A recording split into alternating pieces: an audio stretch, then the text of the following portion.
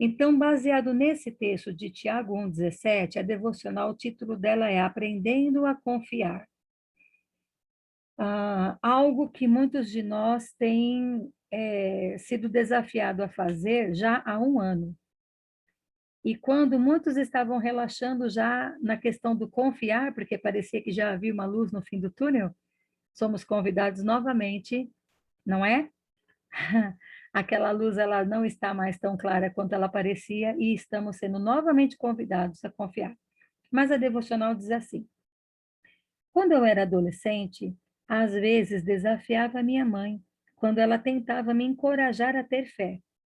Confie em Deus, Ele cuidará de você, ela dizia. Não é tão simples, mãe, eu resmungava. Deus ajuda a quem se ajuda. Assim dizia o adolescente. Mas aquelas palavras, Deus ajuda a quem se ajuda, não estão nas Escrituras. Pelo contrário, a palavra de Deus nos ensina a depender dele em nossas necessidades diárias. Jesus diz: observem os pássaros. Eles não plantam, nem colhem, nem guardam alimento em celeiros, pois seu Pai Celestial os alimenta. Acaso vocês não são muito mais valiosos do que os pássaros? Qual de vocês, por mais preocupado que esteja, pode acrescentar ao menos uma hora à sua vida? Tudo o que desfrutamos, até mesmo a força para ganhar o sustento e nos ajudar, são presentes do Pai Celeste que nos ama e nos valoriza mais do que somos capazes de compreender. À medida que se aproximava o final da vida da minha mãe, a doença de Alzheimer roubou-lhe a mente criativa e as lembranças, mas a sua confiança em Deus permaneceu. Ela viveu em nossa casa por um período e pude observar de camarote a provisão de Deus às suas necessidades de formas inesperadas. Isso me ajudou a ver que ela sempre estivera certa. Ao invés de se preocupar, ela se entregou àquele que prometeu cuidar dela, e ele se demonstrou fiel até o fim. Então, aqui a nossa oração, baseado nesse texto, onde um homem relata o que ele pensava quando adolescente, nos estimule a pedir a Deus, esse amoroso Deus nosso, né, o nosso Senhor amoroso, que Ele nos ajude a confiar, que Ele cuida de mim, Ele cuida de cada um de vocês, hoje, né, amanhã e por todos os dias, como essa mãe ensinou para esse adolescente, né? E isso marcou na vida dele. Que nós não nos preocupemos com amanhã, meus irmãos, porque Deus já está lá. Independente do que acontecer, Deus já está lá. Né? Por isso nós não precisamos temer tantas coisas assim. Apenas somos convidados a confiar, certo? Vamos fazer uma oração para nós iniciarmos, então, a nossa aula também? Feche os seus olhos, se coloque diante do Senhor. Se você está com dificuldade nessa área da confiança, se os medos têm tomado conta do seu coração, assediado o seu pensamento, né? Tirado um pouco da sua paz, só o Senhor pode restaurar isso na sua vida, né? Então, converse com Ele nesse momento também. Pai de amor, nosso amado Deus, nós te louvamos e, ó Deus, tributamos ao Senhor neste momento toda a honra, toda a glória, toda a nossa adoração e o nosso amor, Pai. A nossa dificuldade de te amar como o Senhor merece é muito grande por causa da nossa humanidade. Mas, Senhor, todos nós que estamos aqui nessa sala de aula, temos o desejo imenso de te amar como o Senhor merece ser amado. Trabalha no nosso coração, Espírito Santo de Deus, para nos conduzir neste caminho, para nos conduzir, ó Deus, nessa dependência e nessa confiança que vai fazer toda a diferença na nossa vida, assim como tem feito até agora. Toma nossas vidas, ó Deus, nas tuas mãos. Ajuda, Senhor, os irmãos que porventura ainda não entraram, que possam participar da nossa aula também, e que o Senhor mesmo conduza o nosso irmão, doutor Gustavo, em tudo que ele for nos transmitir, ó Pai, Que a tua graça esteja sobre a vida do teu servo e que ele possa trazer a nós, Deus, um recado também da parte do Senhor através do que ele vai nos falar. Te louvamos por sua vida, pela sua família, seus filhos. Pedimos, ó Deus, que o Senhor abençoe a todos que estão presentes. Que nós possamos, ó Pai, continuar caminhando, certos de que o Senhor tem cuidado de cada um de nós. Nós louvamos o teu nome e oramos, ó Pai, neste momento com muita gratidão, em nome de Jesus. Amém. Amém. Doutor Gustavo, o senhor quer se apresentar ou quer que eu fale alguma coisinha? Acho que ninguém melhor do que o senhor para se apresentar, não é verdade? Obrigado, Paula. Fique à vontade, mas eu posso me apresentar, sim. Então vamos lá, a palavra é sua. Deus abençoe. Obrigado. Amém. Muito obrigado, viu? Meus irmãos, boa noite a todos. Obrigado, Paula, pelo convite. Agradeço a Paula, em nome da Paula, a todos do PAV, ministério que me abençoou na minha adolescência e com quem eu tenho o prazer de colaborar, né, sempre que necessário, viu, Paulo? Estamos sempre à disposição. É um prazer estar aqui com vocês hoje. Vamos falar um pouquinho hoje, talvez se você já participou da primeira turma ou se viu essa palestra na primeira turma, é uma continuação um pouco mais, uma recordação da aula do semestre passado.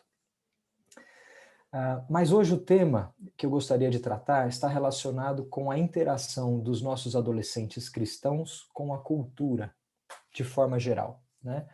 E no tema que nós vamos tratar hoje é um recorte da nossa interação com a cultura.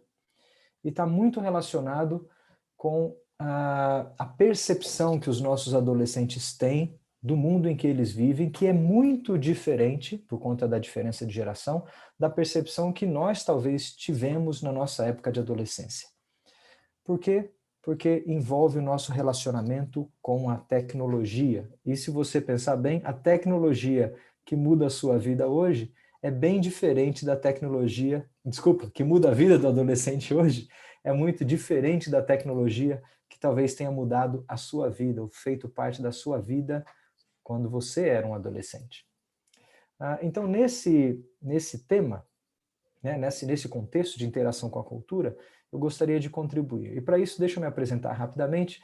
Eu sou um presbítero na Igreja Presbiteriana Ebenezer, aqui em Santana, na zona norte de São Paulo. Gosto muito da docência, né, tenho um apreço especial por escola dominical e docência na igreja, e fora dela, por isso me tornei um professor. Sou engenheiro, professor de engenharia na Universidade de São Paulo, aqui na Escola Politécnica. E nessa interface entre fé cristã, docência, né, engenharia e igreja, eu tenho trabalhado muito com jovens e adolescentes, justamente por estar nesse meio, né, entre universidade, igreja e o que a gente chama aí de Associação Brasileira de Cristãos na Ciência, que é a ABC2, que é uma associação que reúne cristãos interessados na ciência e, portanto, no caso eu sou um deles, um dos fundadores da ABC2. Então acho que estou apresentado, viu, Paula? Mas nesse recorte, vocês já estão enxergando minha telinha, imagino, né? Nesse recorte que eu quero fazer com a nossa interação com a cultura, esse recorte da tecnologia, o título que eu escolhi é A Tecnologia que nos Transforma. Porque, como eu espero deixar claro até o final, há um poder transformador da tecnologia sobre as nossas vidas. E, obviamente, dependendo da maneira como ela te transforma ou como ela te atrai, isso passa a ser um ídolo, né? Pelo menos é o perigo de um ídolo aí muito presente nos nossos tempos. Pois bem, então nesse recorte de fé cristã e tecnologia, vamos pensar assim, onde é que a fé cristã interage com a tecnologia? Ou o que é tecnologia para o cristão? Ou, em outras palavras, será que existe uma tecnologia cristã? Bom, primeira coisa, tecnologia cristã não é simplesmente Bíblia no celular, né, aplicativo para assistir culto online. Isso não define tecnologia cristã como eu estou usando ela aqui hoje. Né? Então, tecnologia para a gente vai além dos usos da tecnologia pelo cristão, mas sim na interação do cristão com a tecnologia. Ô, Ju, abre o Vitorzinho aí da porta para mim.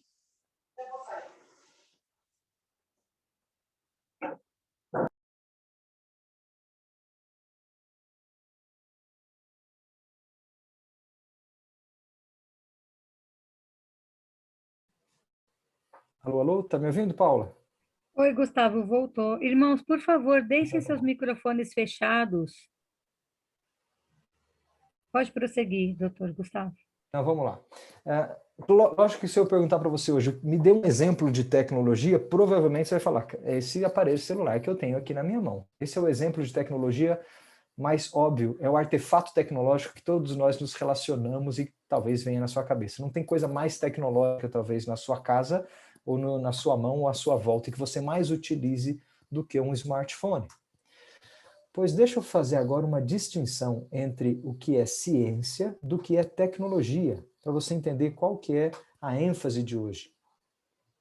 Enquanto a ciência está relacionada com a maneira como nós conhecemos o mundo, portanto, fazer ciência é aprender, conhecer, compreender como o mundo natural funciona, tecnologia vai além. Ela é diferente da ciência. Tecnologia está relacionada com criar, construir, transformar e utilizar o mundo natural para o bem da humanidade. Então, com a tecnologia existe aí um aspecto de transformação e utilidade que o conhecimento científico sozinho não promove. Okay? Então, tecnologia, a gente faz coisas novas que a gente usa, né? E que trazem benefício ao utilizar. Ciência se limita ao conhecimento de como as coisas funcionam.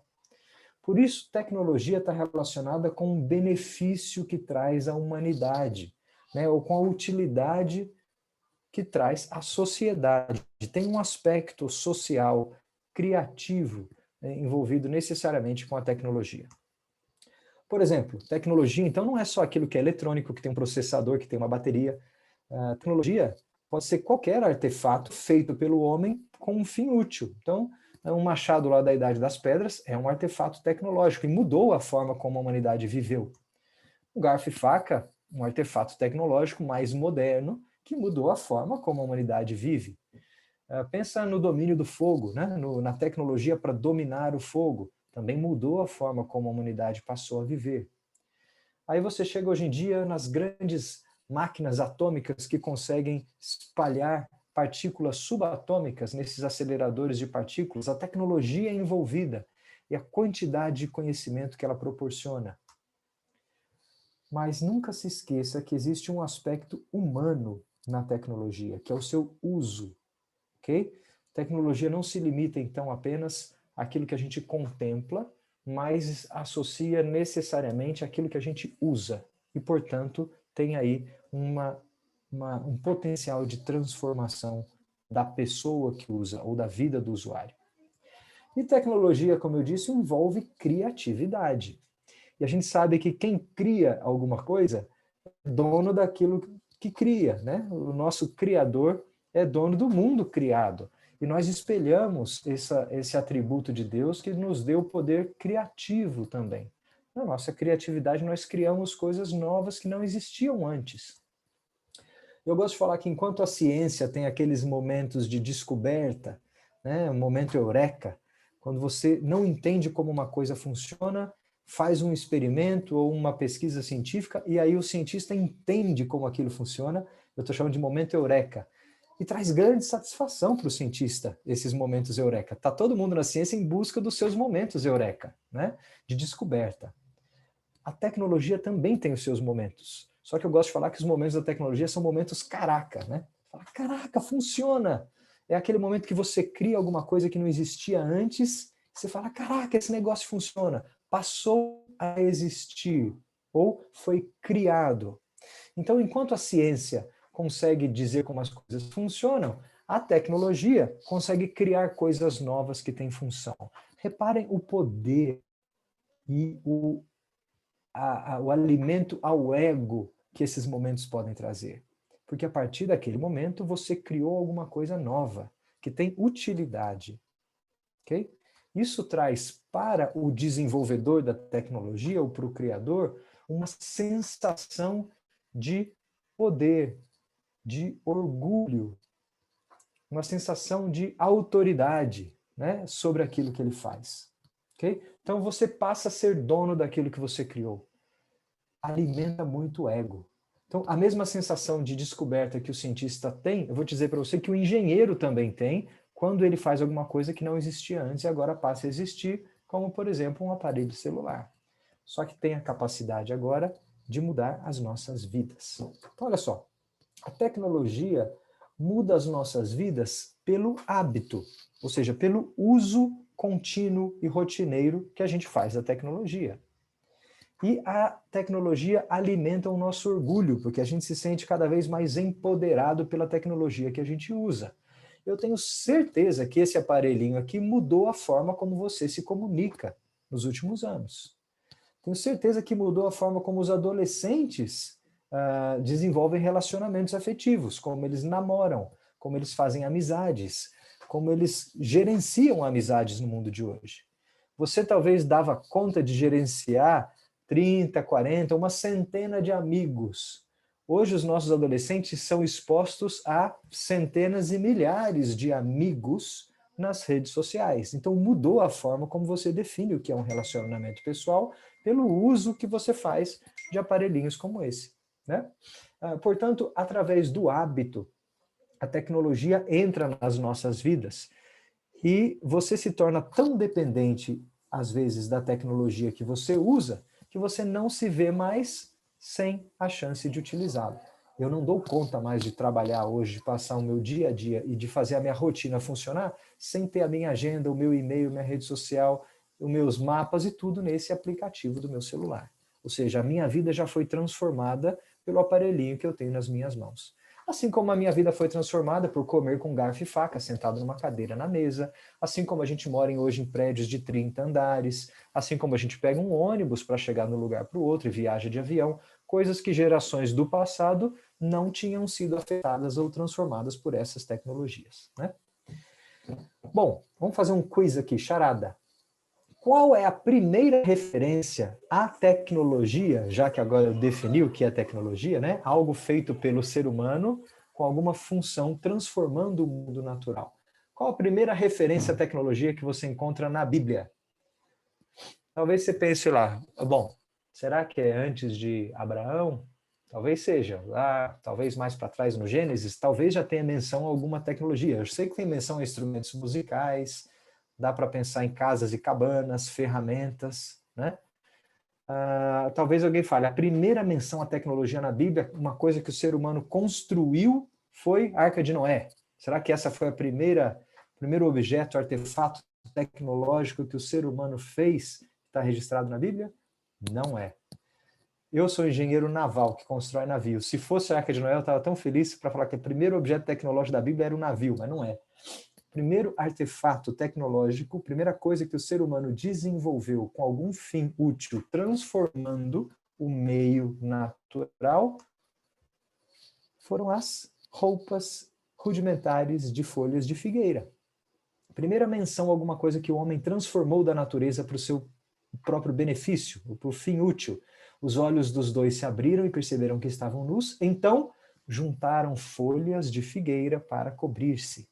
Está lá em Gênesis 3:7. Primeira vez que a Bíblia cita o ser humano transformando a natureza, criando alguma coisa, dando função nova a alguma coisa que não tinha essa função antes. Pois bem, por conta desse aspecto da tecnologia estar associada à cobertura da vergonha lá numa narrativa de Gênesis após a queda, né, com o pecado entrando no mundo, talvez muita gente associe a tecnologia como um mal necessário no mundo em que a gente vive. Talvez pensando assim, se não fosse o pecado, nós não teríamos a necessidade de desenvolver tecnologia ou de transformar o mundo natural e criar coisas novas. Eu creio que essa é uma leitura equivocada. O texto de Gênesis não nos permite fazer essa leitura. Apesar da primeira menção estar relacionada à cobertura da vergonha por conta do pecado, não é que a tecnologia foi inventada ou permitida por Deus por causa da queda. Não. Ela não está associada ao pecado. Olha uma outra referência que pode nos levar a essa ideia. Conheceu Caim, a sua mulher, e ela concebeu e deu à luz a Enoque. E ele edificou uma cidade e chamou o nome da sua cidade conforme o nome do seu filho Enoque. Então olha que interessante. Aí você vê a criação de uma coisa que não existia antes, um ente tecnológico que é uma cidade. O que é uma cidade? Senão um arranjo, né, organizado da sociedade para viver junto, né, de forma coesa e harmônica. E cidades, quando a gente lê o texto antigo, as narrativas antigas, cidades representam os maiores empreendimentos tecnológicos que o ser humano conseguia construir. Não existia nada maior do que uma cidade. E o imperador, quando queria mostrar a sua fama, o seu tamanho, o seu poder, edificava cidades e lá colocava o seu trono e de lá ele governava, né? Então, edificar cidades é o suprassumo da criatividade humana organizando o mundo natural. Guardem essa ilustração do mundo antigo, porque a Bíblia se refere muitas vezes à edificação de cidades, né? Tanto é que depois a gente vê um pouco mais adiante em Gênesis, quando eles começaram a falar em construir uma grande cidade. Olha aí, de novo, o orgulho humano e a tecnologia associadas, para que fizeram tijolos de terra bem cozida, olha a tecnologia aí, para servir de pedra de construção, usaram alcatrão em vez de argamassa. Depois eles disseram, vamos construir uma cidade com uma torre altíssima que chegue até os céus. Dessa forma, o nosso nome será honrado por todos.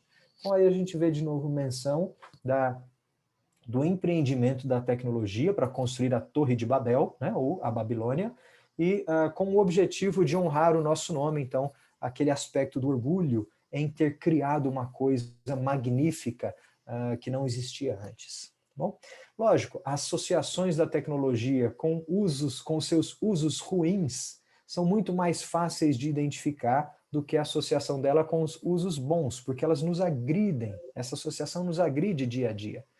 Mas lembre-se que a tecnologia tem muito mais usos bons até na narrativa da escritura do que usos ruins ou amaldiçoados. Bom? Portanto, a pergunta é a seguinte, a tecnologia é uma coisa boa, moralmente boa, que faz bem, né? Podemos responder essa pergunta? Um celular, como eu falei no início, é uma tecnologia boa? Ou você tem que ver como aqueles moradores do filme A Vila, excluídos de qualquer artefato tecnológico, morando num contexto do século XVIII? Será que eu posso usar o telefone celular e encarar como uma tecnologia boa? Ora, certamente um telefone celular tem benefícios. Hoje, principalmente durante a pandemia, a quantidade de avós que se aproximam dos seus netos na distância através da telinha de um celular é incontável, né? Você deve matar a saudade de pessoas que estão trancadas nas suas casas ou até em outros países, né? Irmãos que moram em outros países, que a nossa distância agora se reduziu. Eu chamo essa pessoa a qualquer hora, falo com ela ao vivo e a saudade diminuiu. É uma vantagem que o telefone celular e a comunicação de alta velocidade nos trouxe, inegável. Aproxima as pessoas, né? Fortalece relacionamentos. Mas o uso extremo de telefones celulares também podem causar o que a gente chama de uma multidão de solitários.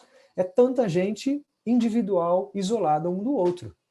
Onde você desenvolvia relacionamentos naturais numa conversa, hoje você pode passar horas do lado de uma pessoa num voo de avião, por exemplo, sem olhar nos olhos dela, sem nem pedir licença para ir ao banheiro, né? Se fosse possível pedir para ela sair através de um aplicativo para ir ao banheiro, talvez a gente preferisse do que olhar para ela e pedir, dá licença, pode levantar para ir ao banheiro nesse voo? Né? Então, as chances da nossa interação também podem ser afetadas pela maneira como nós usamos o mesmo aparelho celular. Vamos trazer isso para dentro de casa. Os nossos relacionamentos em família. Vocês, pais ou educadores de adolescentes, é um fenômeno e um problema constante nas nossas casas hoje. A família talvez já não se reúne mais para jantar, como fazia antigamente. Você perde o valor da oportunidade e riqueza de sentar à mesa, até o símbolo que isso tem, biblicamente falando, e a substitui pela interação através do celular, ou por aquela hora perdida, onde você não consegue emergir do mundo da telinha do seu celular. O mesmo aparelho celular, que tem vantagens, mas também vai mudando a nossa vida de outras formas. Isso pode chegar nos seus relacionamentos mais íntimos, né? Casais que, por exemplo, levam o celular para o quarto e dificilmente, raramente conversam mais na cama e gastam tempo aí na telinha, demasiadamente falando. Pois bem, tudo isso são exemplos caricatos para mostrar que o mesmo aparelho que pode trazer benefícios e vantagens, se ele for mal utilizado, pode trazer perigos e riscos para a maneira como nós vivemos. E aos poucos transformam a nossa vida pelo hábito, pela mudança do hábito. Você pode falar, ai, meu filhinho de 2 anos, você precisa ver o dedinho dele passando na tela daquele tablet, ele faz miséria, ele sabe tudo daquele aplicativo, ele já nasce comendo um tablet, né? A próxima geração já vai nascer literada em aplicativos e telinhas, não tem como evitar isso, vai fazer parte da vida deles, né? Temos que saber ensiná-los como usar a tecnologia de maneira positiva. E, obviamente, pensando nas nossas famílias, cuidado extremo do exemplo com os nossos filhos e adolescentes, quando nós mesmos, adultos, utilizamos a tecnologia de maneira equivocada. Lembrando que os nossos filhos aprendem muito mais pelo exemplo que a gente dá em casa, observando o comportamento do pai e da mãe. Bem, chega de dar exemplo de celular, acho que ficou bem clara a ilustração de que o telefone celular, como um exemplo da tecnologia, nos diz que a tecnologia pode ser bem utilizada ou pode ser mal utilizada. Então, em si, a tecnologia não é necessariamente boa ou ruim. Ela pode ter aspectos bons e também aspectos ruins, dependendo da maneira como eu utilizo e como ela transforma a minha vida. Olha só, todo mundo quer ter cada vez mais energia elétrica. Você quer ter... Pensa você vivendo num mundo sem energia elétrica, para carregar seus aparelhos, ter os seus eletrodomésticos funcionando, subindo no elevador do seu prédio. Não dá mais para voltar num mundo sem energia elétrica. De onde vem essa energia? Ora, vem de fontes de energia, renováveis ou não, fósseis ou de biomassa renovável, não importa, mas ela vem de algum lugar. É preciso desenvolver tecnologia para gerar essa eletricidade que a gente tanto quer consumir. A gente quer coisas mais baratas. Eu quero uma caneta que custa 50 centavos. Eu não quero mais pagar 10 reais numa caneta, como antigamente era um artefato de luxo. Mas tem um custo. A quantidade de plástico, para ser material barato, tem que ser produzido em grande quantidade. Isso tem um impacto no meio ambiente, né? A quantidade de lixo, de resíduo que a gente gera. Então, utilizar a tecnologia e querer tecnologia cada vez mais barata também tem o seu risco, também tem o seu custo ambiental. Como é que a gente mora hoje, ou morava antigamente, nas ocas dos índios, e como será que vai ser a nossa casa no futuro? Né? Onde é que nós vamos morar? Como vai ser a nossa habitação no futuro? Certamente vai influenciar a maneira como nós vivemos. A tecnologia da habitação, da construção civil, seja ela na Terra ou em outro planeta, vai mudar a maneira como a gente vive. E certamente a maneira como a gente se aglomera, muda a maneira como nós vivemos. Então o impacto das nossas residências, dos nossos bairros, até chegar no extremo, por exemplo, dos condomínios de luxo e das favelas, que são tão claros no Brasil. Pois bem, existe tecnologia boa, mas existe tecnologia mal utilizada. O exemplo clássico é a tal da bomba atômica. Você vai falar o seguinte, tecnologia de fissão nuclear é uma coisa boa? É. É a mesma tecnologia que me permite fazer uma radioterapia para curar um câncer, desenvolver radiofármacos, gerar energia elétrica, também proporciona a criação de uma bomba de destruição em massa. Portanto, quem faz o uso dessa tecnologia é quem faz o julgamento moral. Okay? Não necessariamente a tecnologia em si. Apesar de que existem artefatos tecnológicos que podem ser criados exclusivamente com funções más. Mas a maioria da tecnologia que a gente cria pode ser boa ou má empregada dependendo do julgamento do usuário. Se você pensar assim, um napalm, ou, por exemplo, um veneno de uma arma química de destruição em massa, ela pode ser aplicada por um fim útil? Talvez não. Talvez aí seja uma tecnologia que não tem aplicação útil. Ok? Mas, se a gente pensar, por exemplo, na tecnologia de fissão nuclear, ainda existe um estágio anterior onde ela pode se bifurcar em um uso bom e um uso mau. E aí quem faz esse julgamento, claro, é o usuário. Então o nosso problema não é lutar contra a tecnologia, mas é lutar contra o mau uso da tecnologia. Pensa na tecnologia que também pode substituir a força de trabalho do ser humano, né? Criar aí uma quantidade enorme de desempregados. Se eu pego um robô numa fábrica, talvez eu exclua a possibilidade de trabalho de milhares de pessoas. Portanto, será que eu devo implementar essa tecnologia naquele momento?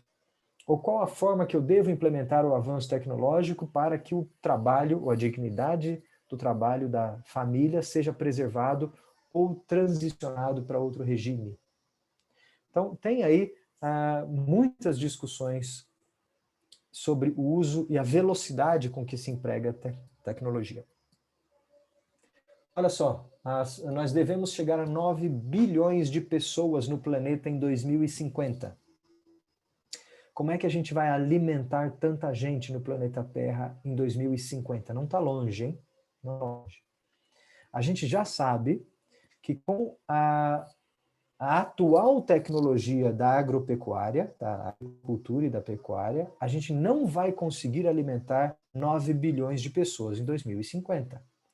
Portanto, nós precisamos de um ganho, um salto tecnológico na produção, transporte, preservação de alimentos e distribuição de alimentos. Né? Olha só, se não for um avanço tecnológico nessa direção, nós teremos um problema humanitário de alimentar 9 bilhões de pessoas em 2050. Então, tecnologia tem a sua função também positiva e social e humanitária nesse caso. Em última instância, a maneira como nós usamos a tecnologia está relacionada com a maneira como nós cuidamos do planeta. Porque tecnologia é transformar o mundo natural para o bem da humanidade. Se você faz isso de forma desenfreada, sem nenhum limite moral, sem nenhuma reflexão sobre os impactos ambientais, sociais e econômicos, que a gente chama de sustentabilidade, você pode usar a tecnologia de maneira destrutiva. Então, o bom uso da tecnologia está sempre relacionado com a análise do todo, né? Sejam os seus impactos, as suas fontes, a sua moralidade e a maneira ou a velocidade como se implementa. Portanto, a tecnologia é uma coisa boa? Respondendo a pergunta, sim. Segunda lição, tecnologia é bênção de Deus para a humanidade. O homem foi chamado lá no Éden, quando Deus lhe deu o mandato cultural para fazer tecnologia. E, eu vou deixar claro nos próximos slides, ele se satisfaz quando ele faz boa tecnologia. E Deus se alegra disso. Só que nós, seres humanos, estragamos, por conta do pecado, a maneira como nós fazemos tecnologia no mundo. Vamos recapitular um pouquinho isso?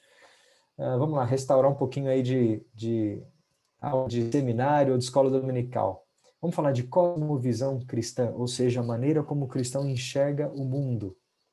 O cristão sempre enxerga o mundo através de 4 etapas, né? Ou 4 aspectos temporais. Ação, queda, redenção e restauração, consumação. São os 4 estágios na história do universo.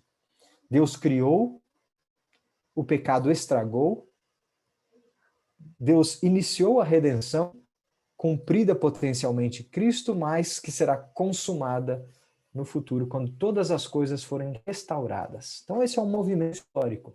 E nós vivemos justamente aqui, né? Depois da queda, participantes do processo de redenção, certo? Coparticipantes da redenção ou da redenção do cosmos. Não por nosso próprio poder, mas orando a Deus, que venha o teu reino, para que todas as coisas sejam redimidas para Deus. Espelhando e sempre mirando na esperança futura de que somente Deus vai conseguir restaurar todas as coisas à plenitude, mas ao mesmo tempo somos chamados como coparticipantes nesse processo de redenção. Pois bem, como é que a gente tira isso? De onde a gente tira isso? Vamos olhar lá nos mandatos da criação. Quando Deus criou o homem, Deus deu à humanidade 3 mandatos. Lembra lá da aula de escola dominical? Mandato espiritual, social e cultural. Mandato espiritual é o nosso relacionamento vertical. Deus disse assim para os homens: vocês serão seres espirituais e vão se relacionar comigo. Foi o que Deus disse ao homem. Depois ele falou assim: eu vou criar uma sociedade, eu vou criar mais de vocês do que somente um. Vocês serão seres sociais e vão se relacionar uns com os outros, horizontalmente. Mas Deus deu ainda um terceiro aspecto, um terceiro mandato, ordenança. Falou: vocês são seres que vão se relacionar com o mundo que eu criei. Portanto, o mandato cultural vem do nome de cultivar a criação de Deus. Então, o homem foi colocado lá para isso. E o homem não é completo se ele não desenvolver um dos três mandatos. O homem precisa se relacionar com Deus, precisa se relacionar uns com os outros e precisa se relacionar com a criação. Onde é que entra aí a tecnologia e a ciência dentro do mandato cultural? Ok? Pois bem, onde é que está isso na Bíblia? Deus os abençoou e lhes disse: sejam férteis e multipliquem-se, encham e subjuguem a terra, né? Dominem sobre a terra, cultivem a terra. E Deus colocou o homem no jardim do Éden para cuidar dele e cultivá-lo, o que implica trabalho realizado, engajamento com o jardim, com o cultivo do cosmos. Lembrando que aí a ideia de jardim do Éden é um arquétipo de todo o cosmos criado, a habitação do ser humano num estado de paraíso, né? É muito mais do que apenas um jardim localizado na Terra, mas é um arquétipo, ele aponta para uma realidade muito maior. Então, quando Deus diz assim, você vai cultivar este jardim, é Deus dizendo, você vai explorar, subjugar, cultivar todo o cosmos que eu criei para você morar. Pois bem, está aí o mandato cultural. O que é que aconteceu então? As coisas funcionavam bem antes da queda. Tudo azeitadinho, o homem se relacionava perfeitamente com Deus, uns com os outros, sem pecado, e cuidava bem e articulava o seu mandato cultural na criação. Até que entrou o pecado na história. O pecado não veio destruir os mandatos, nem remover os mandatos, mas ele veio jogar areia na engrenagem. A gente continua se relacionando com Deus, só que agora a gente adora outros deuses. A gente sempre vai buscar ter algum relacionamento espiritual, mas a gente não consegue se relacionar livre e diretamente com Deus. A gente vai ter problemas no nosso relacionamento social uns com os outros. E, claro, nós teremos problemas para desenvolver o nosso mandato cultural. Portanto, o pecado não veio eliminar, mas veio estragar a maneira como essa engrenagem funciona, ou como o ser humano funciona. É aí que veio o efeito da queda. Portanto, gente, a tecnologia precisa ser redimida. Não é que ela é efeito do pecado e ela precisa ser eliminada. Não. Ela existia dentro do mandato cultural, mas ela precisa ser redimida, assim como todos os outros aspectos da nossa existência estão em processo de redenção.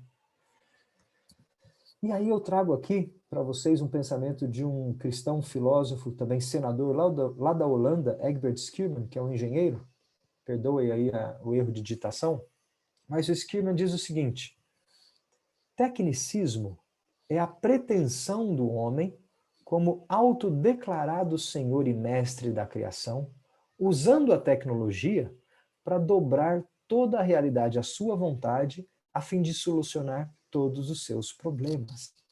Olha que coisa interessante. Existe, então, declarado aí com o nome de tecnicismo, um problema na maneira como o ser humano encara a tecnologia.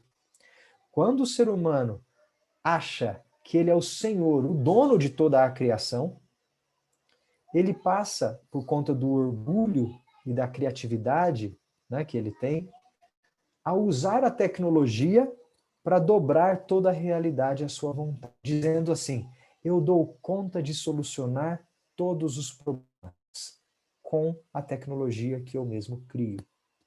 Então, o tecnicismo é a ideia de que o homem consegue solucionar todos os problemas da humanidade, do planeta, basta você dar a ele tempo e recurso que a tecnologia dá conta. Repare que tecnicismo tem um ismo no finalzinho aí, né? Tudo que tem ismo a gente entende como uma cosmovisão, é uma forma de enxergar o mundo. E tem muita gente, século XXI, principalmente no meio em que eu trabalho, dos engenheiros, que sem se dar conta, são tecnicistas, que enxergam o mundo como a única solução é através da tecnologia. Portanto, o tecnicismo é o que a gente chama de a religião da tecnologia. É a crença de que a tecnologia pode consertar o mundo. Não é a religião no sentido formal, eu vou adorar a tecnologia, ó santo aparelho celular, eu te adoro, eu te culto. Não é isso não. É a ideia de que a tecnologia toma uma função de esperança última. Ela toma o aspecto de esperança última, portanto, de salvação. Eu deposito na tecnologia toda a minha esperança de consertar ou salvar o mundo, que obviamente todo ser humano entende que tem alguma coisa esquisita, equivocada e quebrada com o mundo em que a gente vive. Não precisa ser cristão para reconhecer isso, né? Pois bem, então definido o que é o tecnicismo e sabendo que ele é uma deturpação ou a tecnologia de forma estragada, nós precisamos então lutar contra o tecnicismo. Então, como eu disse, não é uma adoração da tecnologia no sentido religioso, ritualístico, mas é uma adoração no sentido de colocar nela as nossas esperanças últimas. Daí, meus queridos, o mundo hoje diz assim para você: me dê tempo e dinheiro que eu dou conta de resolver todos os problemas. Eu consigo arrumar vacina para todas as doenças, a tecnologia vai dar conta. Eu consigo resolver problema de fome no mundo, a tecnologia vai dar conta. Eu consigo resolver problema de distribuição de renda, geração de emprego, eliminação da miséria, poluição ambiental, qualquer aspecto, a tecnologia dá conta de resolver. Não que esteja errado buscar soluções através da tecnologia, muito pelo contrário, está correto, isso é bom e o ser humano foi chamado para fazer isso. O que é errado é você achar que o problema da humanidade se reduz a uma solução tecnológica.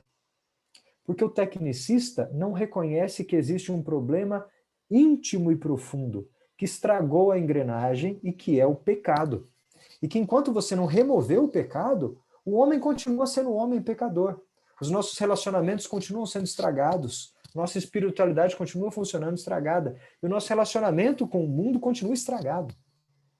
Portanto, não é reduzir os problemas da humanidade a soluções tecnológicas.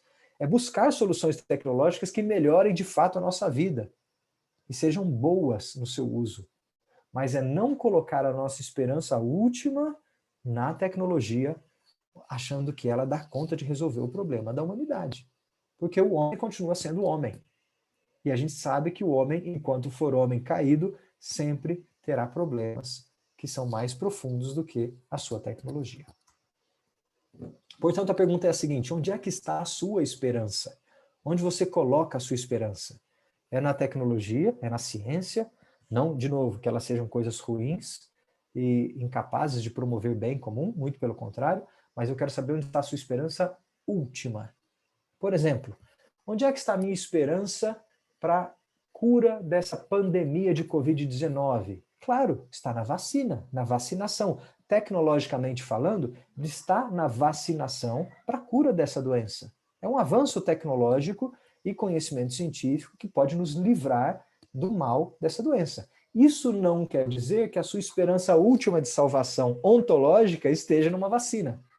Eu creio que a própria vacina seja Deus agindo na sua soberania para que o mundo se salve dessa pandemia. Então, a minha esperança última de vida está em Cristo e na soberania divina.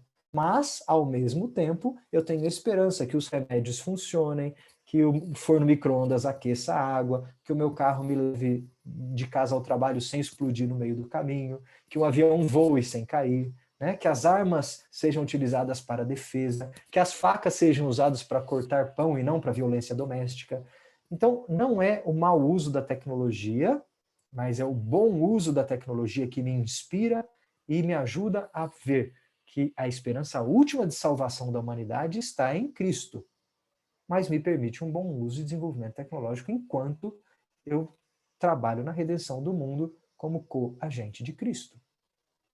Pois bem, o que a gente precisa, então, é uma mudança de paradigma. Porque o tecnicismo vai propor o seguinte, ele vai propor um modelo de conserto, né? Vai falar assim, o homem chegará ao mundo perfeito por conta própria através do desenvolvimento tecnológico. humanidade tem o controle pela tecnologia. É só dar tempo que a gente resolve esses problemas. Esse é o mantra do tecnicismo. Mas o que o cristianismo, a visão de mundo cristã propõe, não é isso. É uma ideia de restauração. Ou seja, o homem, por melhor que seja a sua tecnologia, continua pecador e nunca aperfeiçoará o mundo por seu esforço próprio. Mas o cosmos será restaurado por ação de Deus, quem de fato está no controle. Reparem a distinção entre a gente tentar consertar o mundo e a gente restaurar o mundo, sabendo que as nossas ações apontam para uma restauração plena no final. Pois bem, o cristão, então, deve desenvolver boa tecnologia coram Deo. Eu gosto dessa expressão, significa diante da face de Deus. Nós devemos, ao mesmo tempo, combater o tecnicismo e não a tecnologia. Então, se você tem um adolescente sob a sua tutela e ele quer ser engenheiro, quer transformar o mundo criando artefatos tecnológicos, quer fazer coisas novas, incentive que ele faça esse desenvolvimento da tecnologia diante da face de Deus. Quer criar um aplicativo para juntar os adolescentes da igreja e fazer eles se encontrarem melhor em tempo de pandemia? Desenvolva para um bom fim útil diante da face de Deus. Seu pastor quer fazer um culto agora, aproveitar culto ritual, escola dominical com material online, no celular, quer tentar fazer algum tipo de aconselhamento em grupo usando o Zoom, tente fazer, desenvolva a tecnologia, mas diante da face de Deus. Não ache que a solução para as nossas igrejas está na tecnologia, ou que a solução para a vida do seu adolescente está na tecnologia. Isso é tecnicismo. Ok? Pois bem, fazer tecnologia boa diante da face de Deus é o que nós precisamos. Então, o que é que nós temos que fazer com a tecnologia? Como nós temos que fazer tecnologia? Nós temos que fazer tecnologia de forma redimida. Temos que redimir a tecnologia, ou fazer a tecnologia grande de novo, como ela foi projetada para ser feita lá no Éden. Ok? E quem é que se engaja com esse processo? Quem participa desse processo de redenção da tecnologia? Em primeiro lugar, o cristão, que tem como referencial um referencial de mandato funcional antes da queda. Ou seja, o cristão sabe que existiu um projeto melhor do que o mundo que a gente vive hoje. E o cristão tem certeza que esse projeto melhor vai ser restaurado no final, na consumação do tempo. O cristão tem certeza disso pela fé. E ele espera que isso aconteça porque Jesus é o penhor da nossa esperança. Ou seja, a nossa esperança está lá, porque Cristo já chegou lá. Então a gente sabe que isso vai acontecer um dia. Okay? Porém, quem participa para que o reino venha e seja implementado, ou eu gosto daquela ilustração, para que o reino parasita seja expurgado do mundo em que nós vivemos, né? Para que a gente ajude a limpar o reino parasita do pecado, do diabo, do mundo em que nós vivemos, quem participa desse processo é o cristão. E claro, eu estou puxando a brasa para a sardinha da tecnologia, mas isso se aplica em qualquer área das nossas vidas. Quem é que participa para zelar pelos bons relacionamentos? O cristão sabe que existe um padrão de relacionamento. Da maneira como você, da sua espiritualidade, da maneira como você faz economia, da maneira como você faz relações de negócio. O cristão sabe que existe uma forma diante da face de Deus de fazer essas coisas. E na nossa área de tecnologia, o cristão sabe que é possível fazer tecnologia de maneira que agrada a Deus, portanto, diante da face de Deus. Então, em primeiro lugar, é preciso ter um paradigma, uma referência de que a tecnologia boa é possível, é bênção de Deus para a humanidade, existiu e vai existir. Portanto, tem uma referência a ser buscada. E, em segundo lugar, quem participa desse processo? Os engenheiros, né? Aqueles que estão na linha de frente, na interface com a tecnologia. Então, se você tem, quando eu falo engenheiro, por favor, entenda de forma muito ampla, né? Quando você tem pessoas na tua igreja que trabalham com tecnologia, com desenvolvimento tecnológico, transformando o mundo natural para o bem da humanidade. Essas pessoas cristãs estão na linha de frente nessa área de transformação da tecnologia.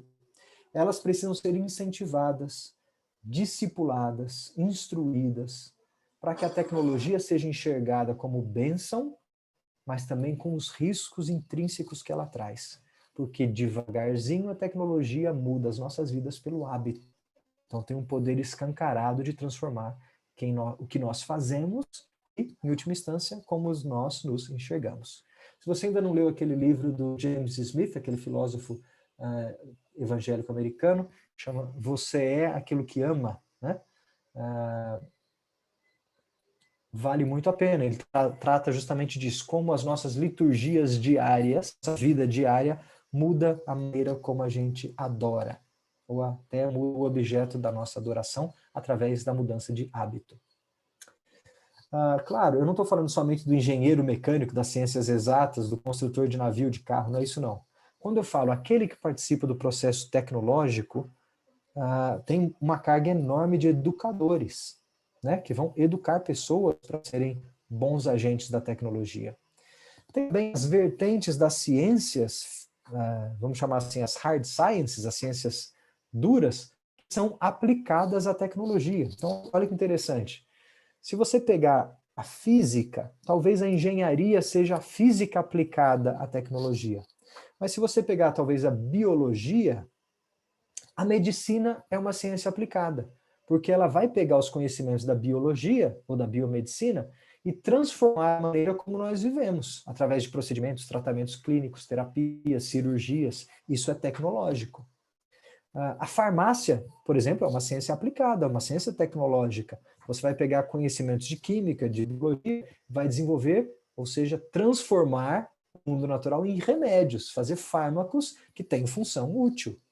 A psicologia, de certo modo, uma ciência aplicada, ou de certo modo tecnológica, porque ela vai pegar conhecimentos da mente, da antropologia, né, da sociologia, da filosofia, e vai, até mesmo da biologia e da medicina, e vai criar tratamentos, procedimentos, terapias que vão mudar a maneira como a gente vive.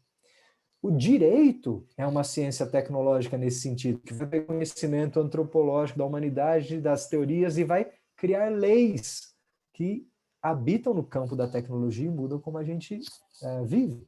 Então, é muito fácil pegar todas as ciências e perceber que todas elas têm um ramo de aplicação tecnológico. Dá para ficar, num sentido, no conhecimento científico, mas para ter aplicação tecnológica em todas elas. Bom, claro, talvez a maneira que mais afete o nosso dia a dia esteja no que eu chamo de artefato tecnológico. É aquilo que a gente usa, que a gente compra, que a gente tem em casa e que aos poucos muda a maneira como a gente vive. Pois bem, para chegar aqui no final, eu quero recuperar aquela imagem que eu trouxe no início da nossa conversa. A ideia do jardim cultivado. Eu gosto demais do paralelo que a narrativa antiga, né, lá de Gênesis, descreve o mundo perfeito criado por Deus. Bom, o mundo perfeito, o estado de paraíso, foi descrito em Gênesis como um jardim, né, chamado de Éden. Um jardim pronto? Não, um jardim cultivado, que o homem foi colocado lá para cultivar. A diferença de um jardim e de uma floresta, ou de uma mata virgem, é que o jardim tem em si uma ideia de algo que foi modificado para um bem comum, seja para a contemplação, a apreciação, o passeio, né? Ele tem algo estético envolvido. O jardim, na antiguidade, era o grande símbolo de riqueza e poder dos reis, dos donos, dos dominadores. Então, pensa naquela cultura do Oriente Médio, principalmente do crescente fértil ali do Antigo Oriente, do Egito até a Babilônia, a região árida, né, desértica, seca. A riqueza estava em você manter um jardim irrigado, bonito, com frutos, né? A gente vê em passagens bíblicas e também em narrativas de outros textos antigos a importância dos jardins nos palácios. Então, um rei tinha o seu palácio, mas a riqueza do seu palácio, a exuberância do seu palácio estava no seu jardim.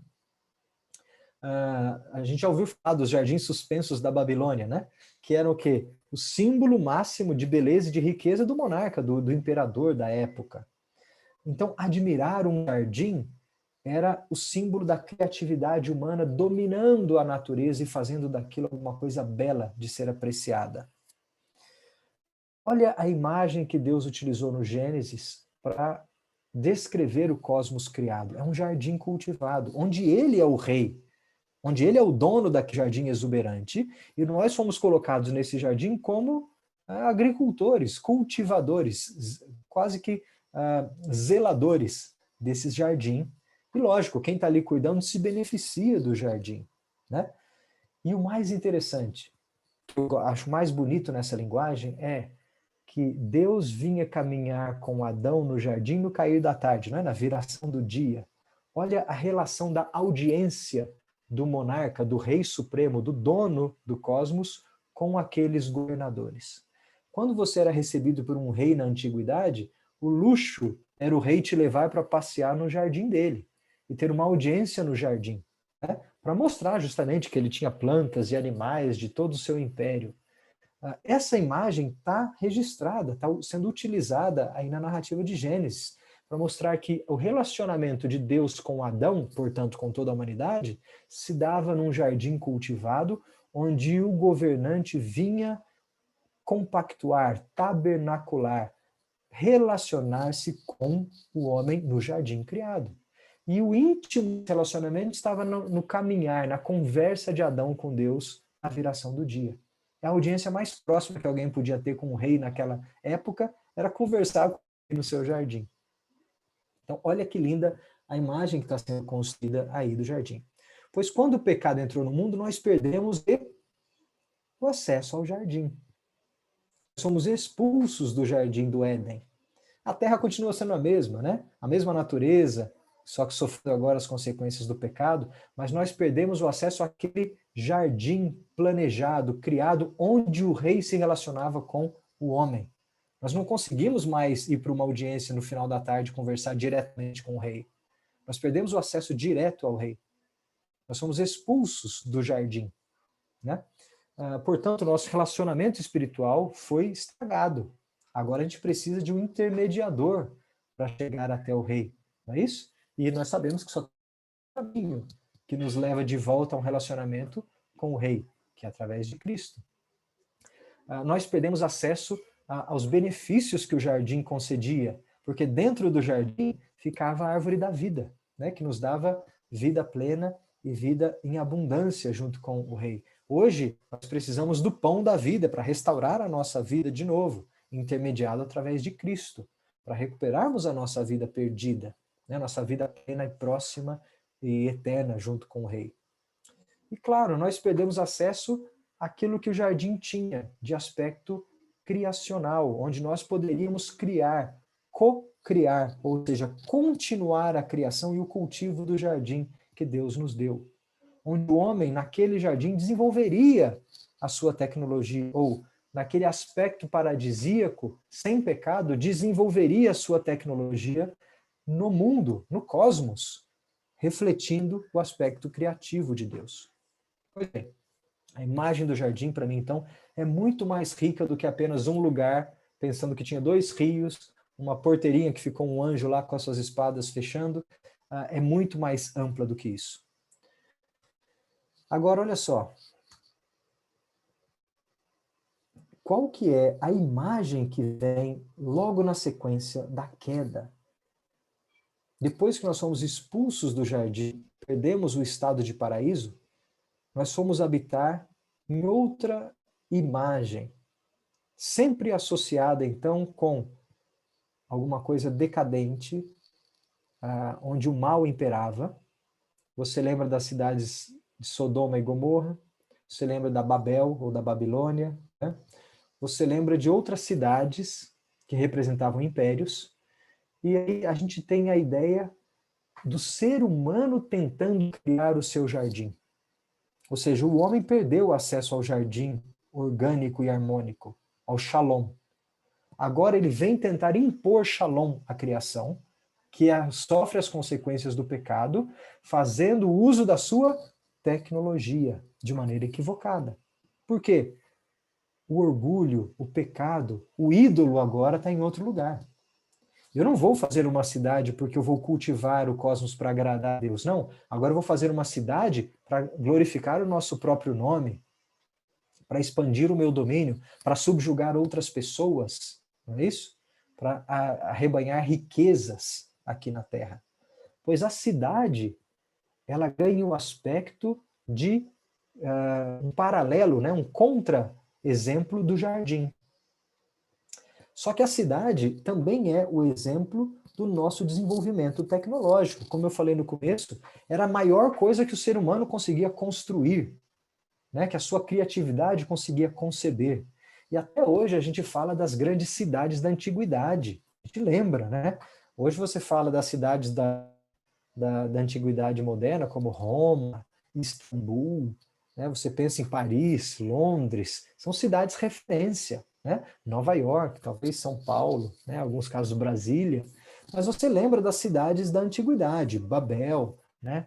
Nimrod, as cidades dos assírios, você pega Jerusalém, você pega a cidade lá do Egito, de onde saiu o povo, quando foi escravo. Então você tem as cidades, e muitas delas, que a gente tem nomes nas escrituras, mas que a gente não sabe onde ficam, né?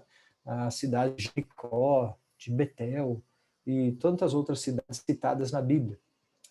Mas a cidade aparece, então, como um símbolo maior, de novo, um símbolo, um arquétipo de uma coisa maior. E ela significa a construção humana, ou seja, o emprego da tecnologia, só que agora com um viés equivocado. Ok? Agora, olha só.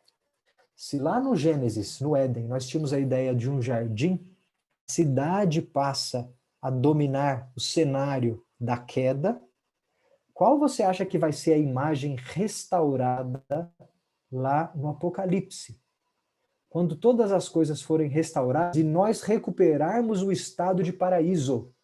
Repare, recuperarmos o estado de paraíso. Relacionamento pleno com Deus, uns com os outros sem pecado e domínio do cosmos criado. Qual é o símbolo que está lá no Apocalipse que faz contraste com o símbolo original do Éden na criação? Qual que é o símbolo que está na consumação, que é o paralelo do símbolo do Éden na criação, lembrando que a cidade está aqui no meio? Não é um outro jardim. Lá na consumação, lá na glória, o símbolo não é o jardim do Éden restaurado. Nós andando naquele jardim bucólico, nus, com os animais andando. Não é esse o símbolo que João relata no Apocalipse. O símbolo é de outra cidade. Aparece a Nova Jerusalém, uma cidade nova, porém com nome de velha. É a Nova Jerusalém, é a restauração da Jerusalém, é a restauração do habitáculo de Deus com os homens, de onde ficava o templo, de onde Cristo foi crucificado. É a restauração de Deus tabernaculando com o homem. Então, Éden, passando por Babel e a cidade decaída, sendo restaurada na Nova Jerusalém. Gente, esse paralelo é muito importante, porque preserva na linguagem o aspecto do ser humano criador, co-criador. A tecnologia humana está preservada, afinal de contas, lá na Nova Jerusalém, a ideia é de uma cidade, onde os seres humanos construíram coisas, moram em harmonia, exercitam o seu aspecto tecnológico. Não é uma visão bucólica de voltar às origens como era num jardim, mas é uma ideia restaurada que leva em conta a nossa história de desenvolvimento tecnológico. Claro, é uma cidade santa, que tem, na sua ilustração, ruas de ouro, mar de cristal, e onde a árvore da vida cresce na beirada do rio e onde Cristo senta no trono e caminha pelas ruas, de novo restaurando o nosso relacionamento com Deus. Portanto, é uma cidade santa, mas ainda é uma cidade.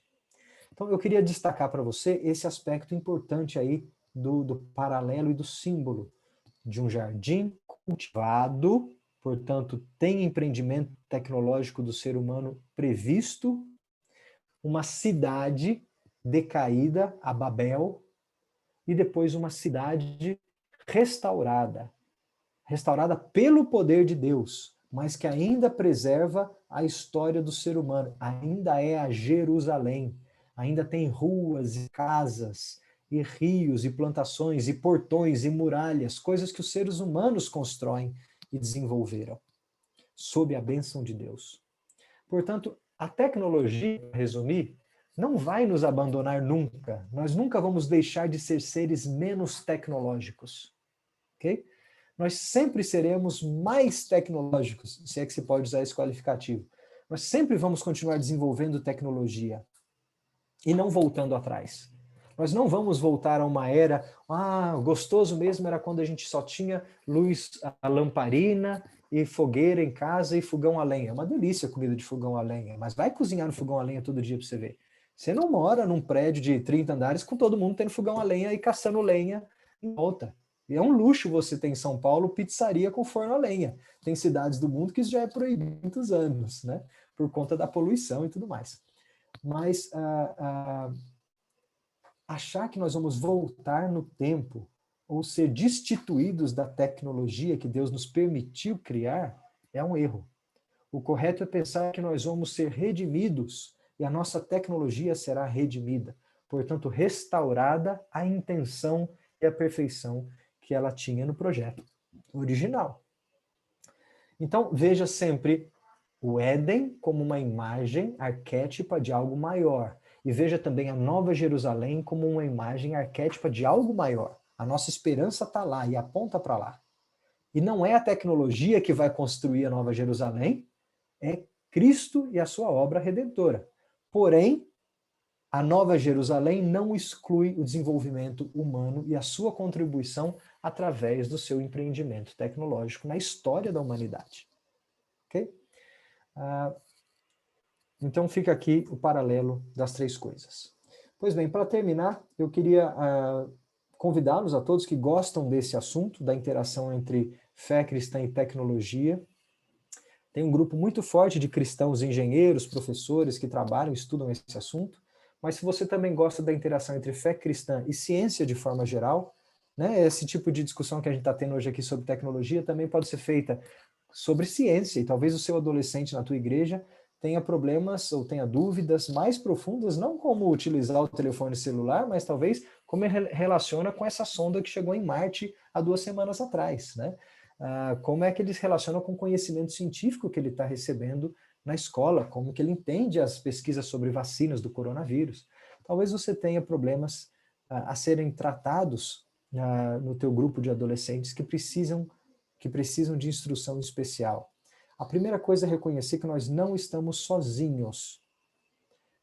E você não tem que dar conta de ter todas as respostas, especialmente se você não é alguém que está na interface entre fé cristã e ciência.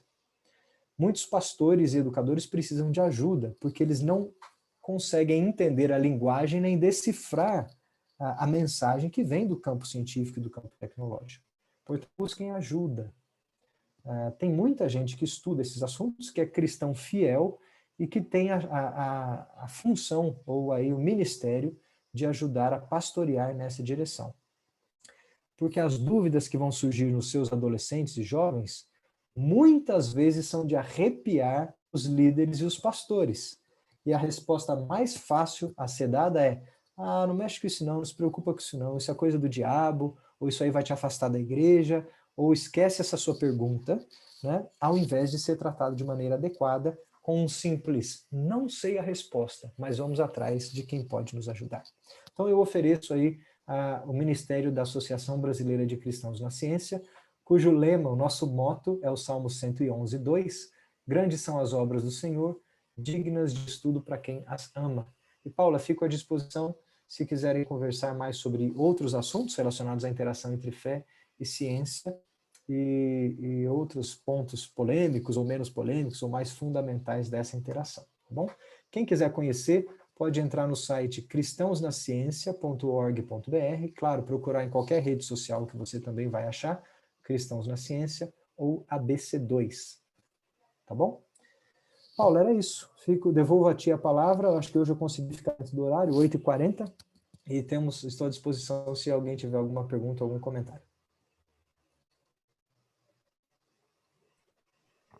Sim, então como nós temos, você conseguiu fazer em menos tempo, olha que coisa boa, e não se apressou, né?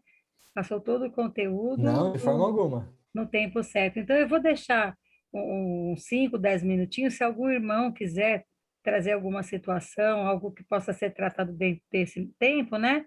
Se você nos permite, fica aberto aí, e quando, nos 10 minutinhos assim, a gente já caminha para o final. Pode ser, Gustavo? Pode, fica à vontade. Certo. Então, se algum irmão aí ficou com alguma questão que gostaria de trazer, falar com o nosso irmão Gustavo, pode abrir seu microfone e se dirigir a ele?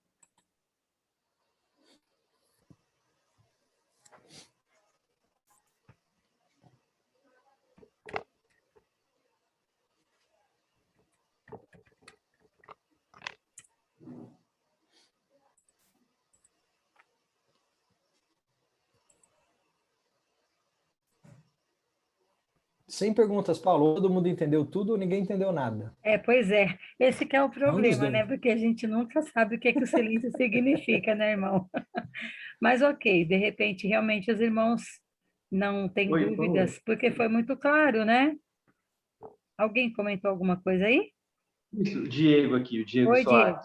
Diego. Queria, Pois eu não. queria citar um ponto aqui, em cima do que o Gustavo falou, né? Eu queria que talvez se ele pudesse comentar rápido sobre a questão de tentarmos ser multitarefas, né? Com essa tecnologia tão avançada que a gente tem. Tipo, hoje um jovem, adolescente, até um adulto está ouvindo uma música no fone, está olhando o celular nas redes sociais, com a TV ligada e comendo alguma coisa. Tipo, a gente faz tudo ao mesmo tempo, né? Essa questão de multitarefa, ser multitarefa. Queria que se ele pudesse comentar alguma coisa sobre isso. Legal, Diego. É um bom ponto. De novo, repare como esse multitasking aí vem mudando a maneira como a gente vive, né? Hoje, talvez, se você não der conta de fazer muita coisa ao mesmo tempo, você não se encaixa na sociedade ou na vaga de emprego que você está procurando. Talvez tenha virado aí uma exigência, uma forma de viver necessária do nosso tempo. É parte do espírito do nosso tempo, né? Isso não é necessariamente ruim nem bom, né? Claro, é bom quando a tecnologia permite que a gente dê conta de mais coisas ao mesmo tempo, né? Por exemplo, hoje eu consigo, trabalhando aqui de casa, dar uma palestra dessa no meu horário, no final do meu expediente de horário de trabalho. Coisa que se a gente tivesse presencialmente, talvez eu levaria aí 1h30 para me deslocar em São Paulo, da USP até em casa, né? E a tecnologia permite que em pouco tempo você desenvolva mais tarefas para ter mais eficiência, né? Lembrando que sempre teve uma busca na tecnologia por tempo, onde você vai atrás de processos que são mais eficientes para sobrar mais tempo para fazer coisas que você gosta. A dificuldade é que a gente acaba colocando coisas nesse espaço de coisas que a gente gosta.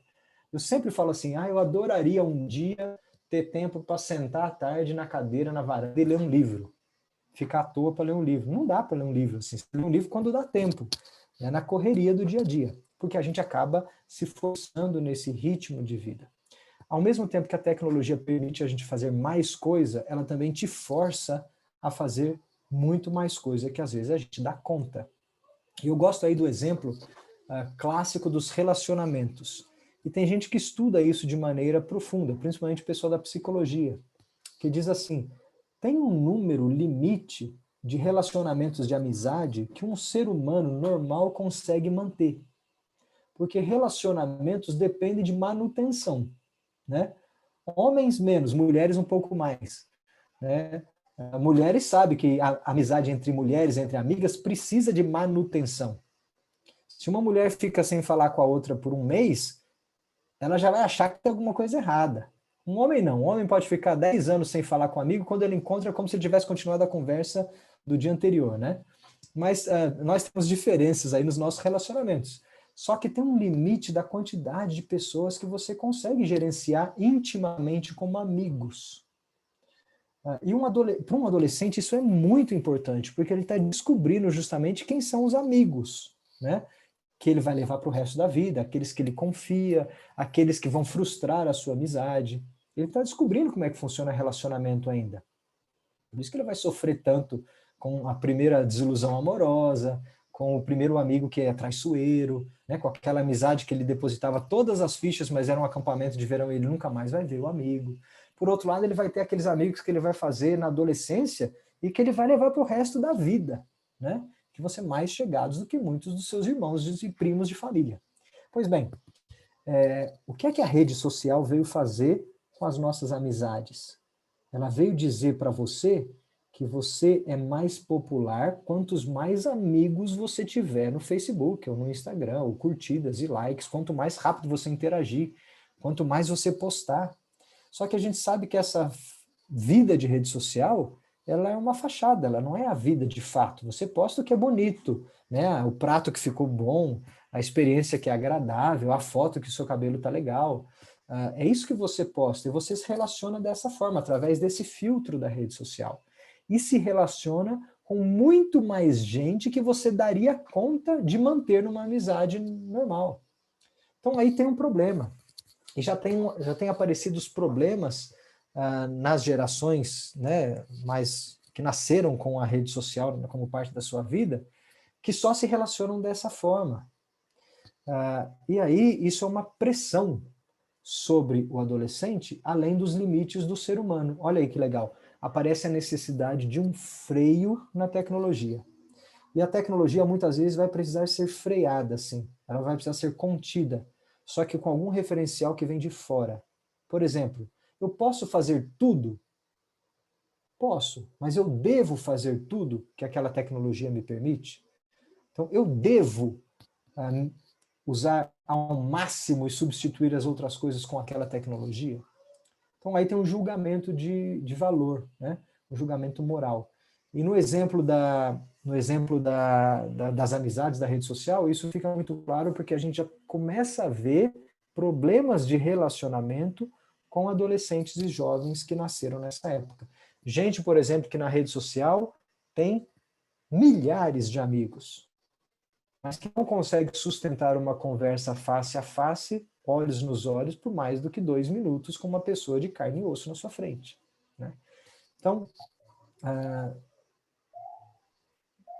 fechando o exemplo, a gente consegue ser multitask, fazer muito mais coisa ao mesmo tempo, mas fazer muito mais coisa ao mesmo tempo não é necessariamente bom, né? Pode ser um grande problema, sim, e é uma pressão que tem sobre a gente de fazer mais coisas ao mesmo tempo ou de dar conta de muito mais coisa que talvez a gente daria.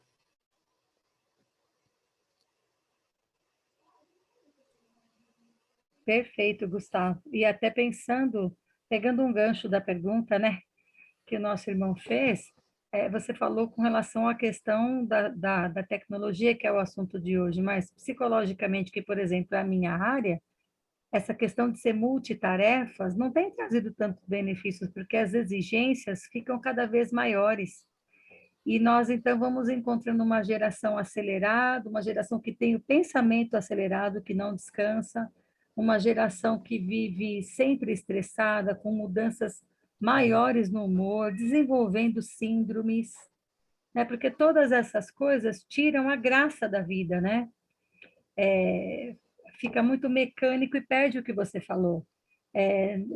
A gente olha para o nosso Facebook, talvez alguns de vocês aí tenham 2.000 amigos, e eu sempre pergunto, quem tem 2.000 amigos? Quando a gente Pois é. conta na mão, quantos amigos a gente tem?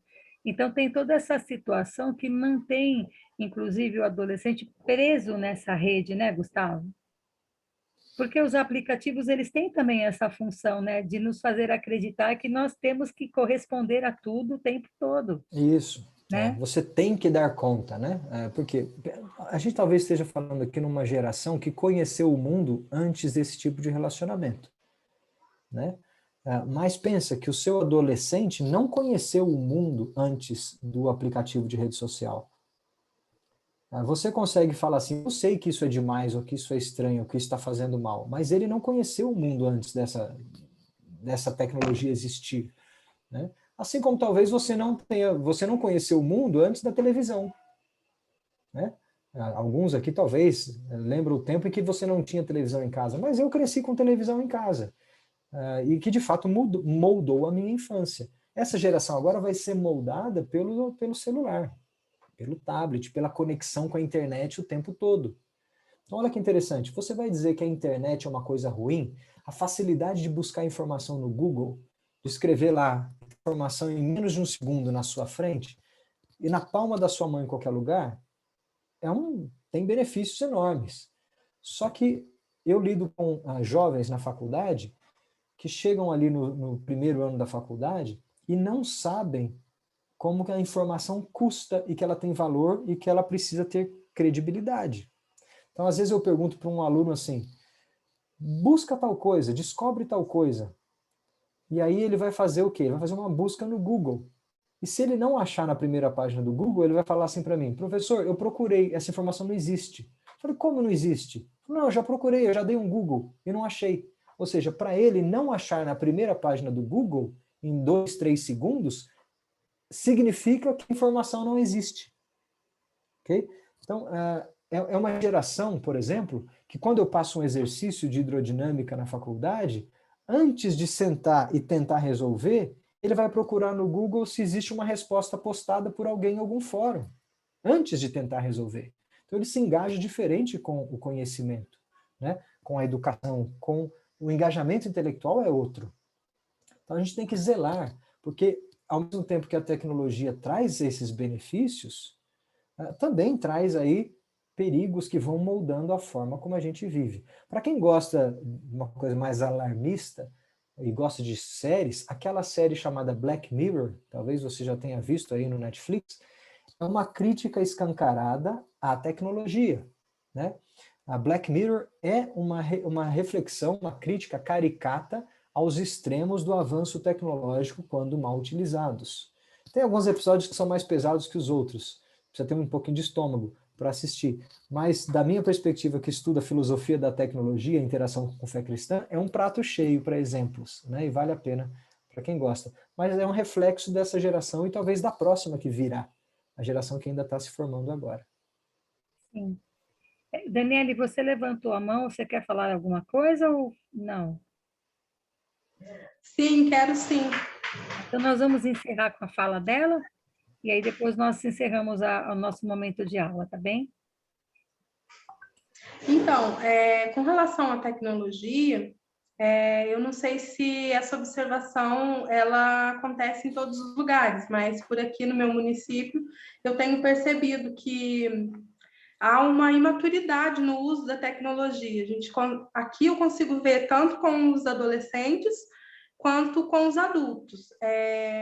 Por exemplo, os alunos, né, aqui do meu município, eles estão ainda estudando só através do ensino remoto. Só que eles não estão conseguindo desenvolver esse estudo. Eles dizem que não conseguem ficar de frente à tela do computador acompanhando as aulas.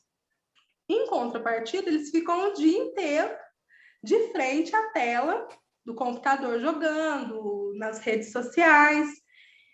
Então, há uma imaturidade no uso da tecnologia da parte deles.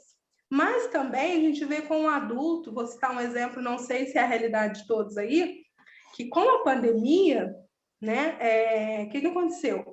Algumas igrejas não puderam mais receber os seus membros. Então, a gente acabou que começou a assistir o culto pela rede social, com o uso da tecnologia. Só que nós já retornamos para o culto, né? A maioria das igrejas já retornaram com o culto, e as pessoas se habituaram com a tecnologia. Algumas pessoas ainda estão presas no culto lá online, né? Nas reuniões online, deixando de ir para a igreja. Então, é uma imaturidade também com o uso da tecnologia, né? Nós vemos o quanto que a tecnologia influencia a vida de todo mundo, não tem idade. Né? É uma coisa que é nítida, assim, não tem idade para ela mudar, né? Você falou sobre a tecnologia muda a nossa vida pelos hábitos. E ficou muito claro isso com a pandemia. Ficou mesmo. Em pouco tempo, né? É um ano só de pandemia e na nossa vida já foi mudado, os nossos hábitos já são outros. E se você perguntar para uma criança hoje de 6 anos, igual meu filho aqui, ele já não lembra mais como é que era a vida dele antes da pandemia. Para ele, um ano na vida de uma criança de 6 anos é bastante tempo, né? Agora você falou uma coisa muito interessante. O adulto, ele desenvolve julgamento moral para tudo, né? A criança está em desenvolvimento. Então, obviamente, um adulto, não que ele consiga fazer bom julgamento todas as horas, mas ele desenvolve capacidade de fazer julgamento moral. Então, um adulto, ele consegue perceber se ele está usando um telefone celular para ver pornografia ou para trabalhar. E ele tem a capacidade de fazer o julgamento ou de ser acusado ou confrontado sobre o seu julgamento, né? A criança ainda precisa do julgamento dos pais. Uma criança não sabe julgar a quantidade de celular que ela usa por dia, se aquilo faz mal ou se faz bem, né? Se o tablet, do jeito que ela está usando para jogar ou para estudar, é a mesma coisa. Talvez ela encare com a mesma função. Então, ela precisa do julgamento dos pais. Então, sempre vem aí, olha o que isso aponta. Para moderar o nosso uso da tecnologia, é preciso de um freio, vou chamar de freio moral, e ele não está no artefato tecnológico em si, ele vem de fora. O freio moral para a tecnologia vem de outro referencial, né? No referencial do adulto, vem na sua relação com Deus, diante da face de Deus. O que ele faz, o que está certo ou está errado, depende do seu relacionamento moral com Deus. A criança ainda está desenvolvendo isso, mas o freio vem de fora, não vem dela, vem dos pais, por exemplo. Agora, deixa eu pegar os dois exemplos que você deu, Daniela, que são fundamentais. Meus filhos conseguem ficar o dia inteiro na telinha do celular ou da televisão, conseguem do computador, sem reclamar de nada. Se deixar, eles ficam assistindo o YouTube e jogando joguinho o dia inteiro. Mas estão saturados de aula online. Não conseguem ficar 1h30, 2 horas para fazer aula de manhã na escola. Qual que é a diferença? Não é a tela. A gente sabe que não é a tela o problema. Aí, falando como professor agora, o ensino, a atividade de ensino, exige engajamento intelectual. Não é só um passatempo, um entretenimento. Exige engajamento intelectual com a atividade para que haja formação. E isso envolve todos os nossos sentidos. O aspecto cognitivo é muito mais amplo do que uma tela. Por exemplo, a nossa aula aqui hoje, a nossa conversa, ela tem um limite. Ela funciona porque ela é de 40, 50 minutos. Né? E eu tenho um assunto só para passar para vocês. Se eu fosse fazer aula com vocês assim todo dia, por 2 horas, ninguém aguenta. Porque os nossos outros aspectos cognitivos não estão sendo engajados para gerar conhecimento. Então, o aspecto professor-aluno, né, sala de aula, tutoria em casa, discipulado com a mão no ombro, pastoreio com visita doméstica, isso nunca vai ser substituído porque esses aspectos não estão contidos na tela. Talvez você tenha tecnologia no futuro que melhore esses aspectos. Por exemplo, eu tenho aqui um óculos de realidade aumentada, que faz parecer que eu estou na presença de alguém com muito maior fidelidade. Mas ainda não é a mesma coisa, né? Então, tem os seus limites. E quando chega no aspecto da educação, a aula à distância, remota, é um excelente remédio para a situação que a gente tem hoje. Melhor assim do que se não tivesse. Mas é difícil e ela não funciona porque o engajamento intelectual é baixo e ele é difícil de ser estabelecido. Então, esse é o diagnóstico que eu faço como professor que está dando aula há 1 ano para garotões aí de 20 e poucos anos de idade de engenharia e que não conseguem também se engajar intelectualmente com uma disciplina de um semestre na tela do computador. O segundo aspecto da igreja é um alerta. Atenção, pastores, presbíteros, líderes de igreja, nós vamos ter que lidar como igreja com muitos crentes que se acostumaram a uma vida online e virtual. Na saída da pandemia, nós vamos ter que replantar igrejas e lutar com a inércia do crente que vai querer seguir uma vida desigrejada. É muito mais cômodo assistir culto online, o pastor que eu quiser, o sermão que eu quiser escolher, só os temas que eu quiser assistir, só a escola dominical no assunto que eu gosto, só no tempo que eu quiser eu pausar, eu me engajar, o quanto eu quero me engajar, eu multitasquear, né? Ao mesmo tempo que eu estou assistindo a escola dominical, eu estou preparando o almoço e também estou brincando com a minha filha, e ainda posso estar ouvindo uma música no fundo, né? Dando atenção, não sei de que jeito, para qual coisa. Mas é muito melhor e muito mais fácil fazer isso, estou sendo irônico aqui, do que ir para a igreja, conhecer os problemas das pessoas, ser exortado, ok? Participar do culto com todos os nossos aspectos sensoriais diante do trono de Deus, né? Tudo isso faz diferença. Claro, imagina se você fosse uma pessoa que acabou de passar por uma cirurgia e não pode sair de casa por 6 meses. Graças a Deus pela tecnologia de você poder acompanhar o culto da sua igreja online.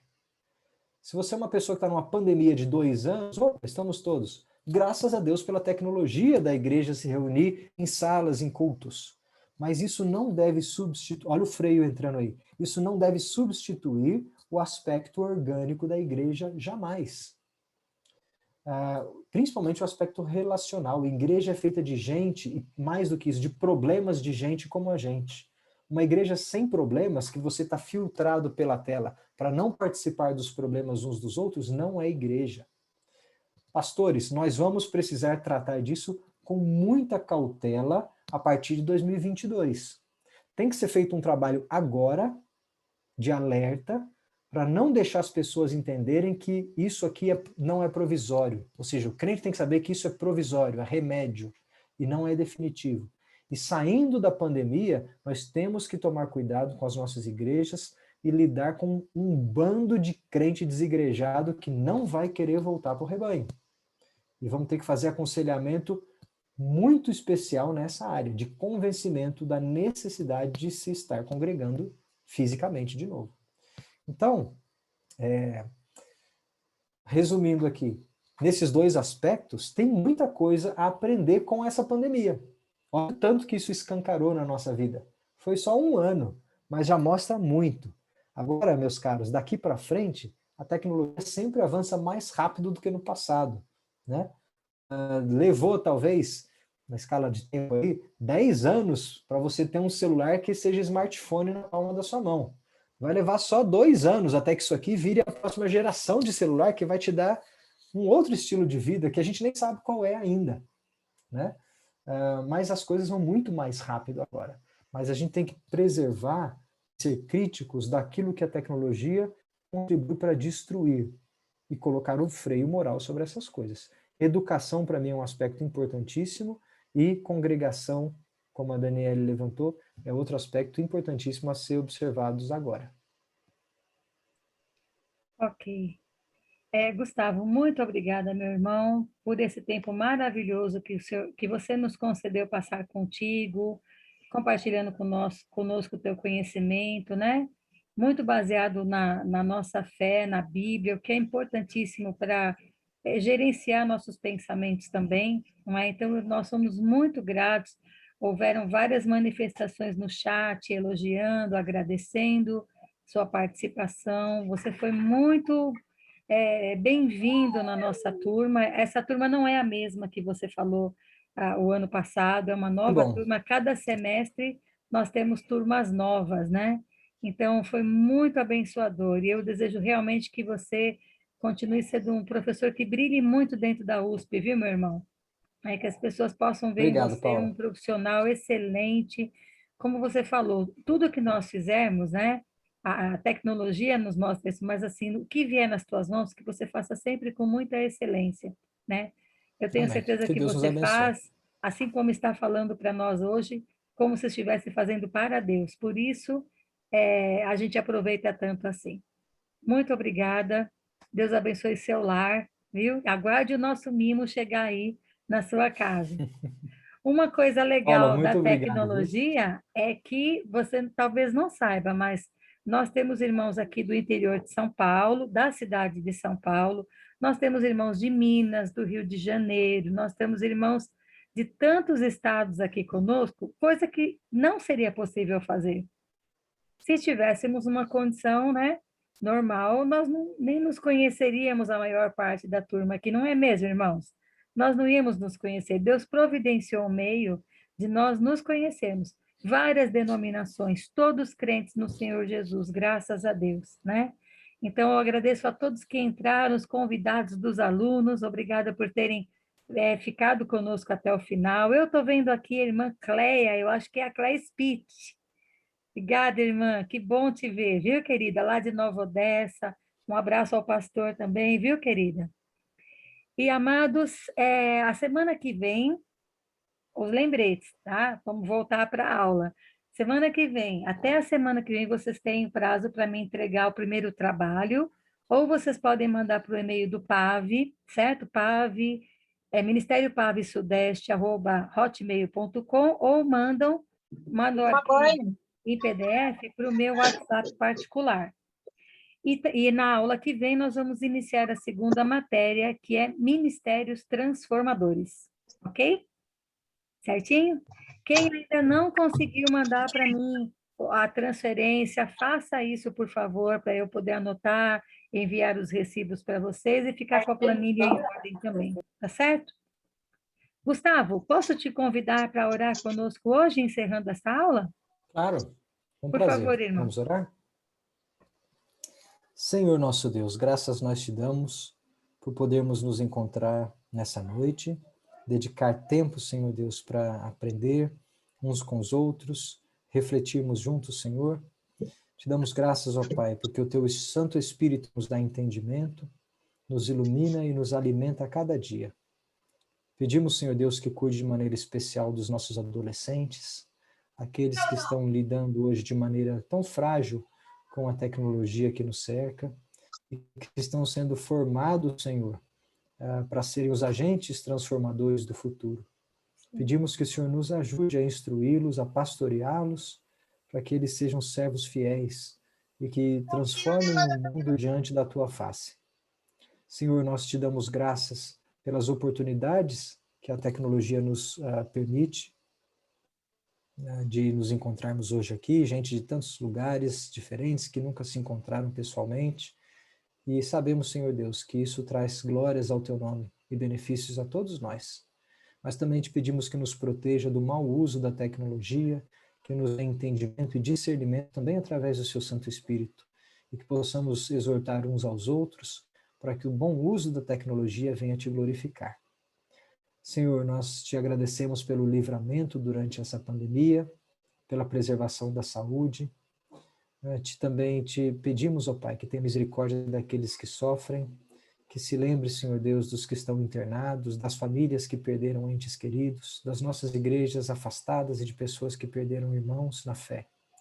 Pedimos, Senhor Deus, que coloque a tua santa mão, salvadora de milagres, e que cura, Senhor, sobre aqueles que estão enfermos agora, também sobre aqueles que estão se expondo à pandemia de maneira voluntária ou involuntária.